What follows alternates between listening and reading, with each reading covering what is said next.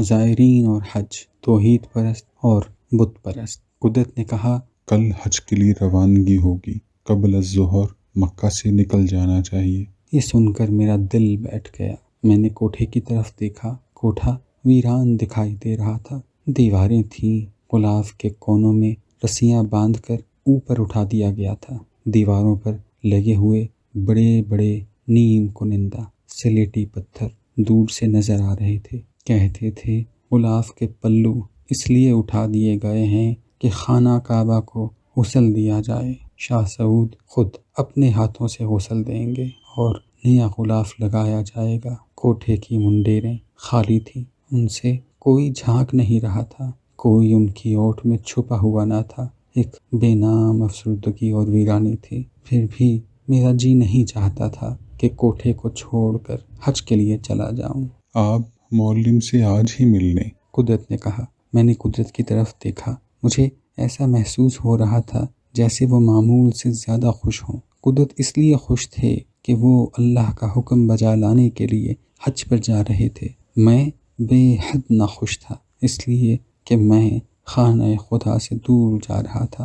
میرے نزدیک خانہ خدا کے قرب سے بڑھ کر کوئی عشرت نہ تھی۔ قدرت توحید پرست تھے، میں بت پرست تھا۔ اس وقت میرا جی چاہتا تھا کہ اس توحید پرست کو اٹھا کر حرم سے باہر پھینک دوں۔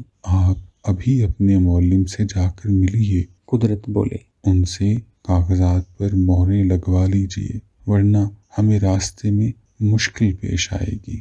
لیکن کہاں؟ یہی مکے میں، وہ پاکستانی زائرین کے معلم ہیں، کسی سے ان کا ڈیرا پوچھ لیجئے، پتہ چل جائے گا۔ میں سیدھا پاکستانی ہوٹل میں چلا گیا۔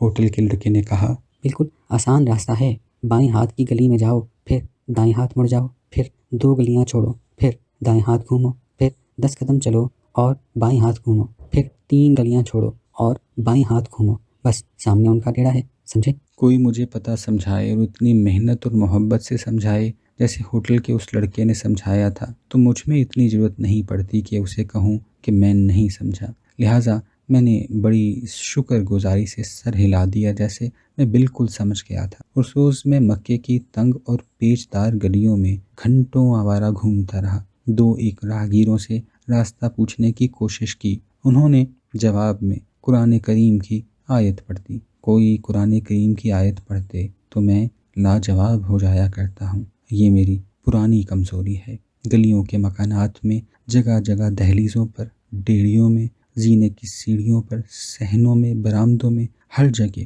لوگ یوں پڑے تھے جس طرح کسی پرانے کارخانے کے عقبی صحن میں کاٹ کباڑ پڑا ہوتا ہے۔ کچھ لوگ حال مست کیفیت میں پڑے تھے، ذہن کے پٹ بند گئے، سپردگی اور حوالگی کے جذبے سے سرشار، زیادہ سوچوں میں کھوئے ہوئے ہیں۔ انہوں نے کھڑکیاں کھول رکھی ہیں۔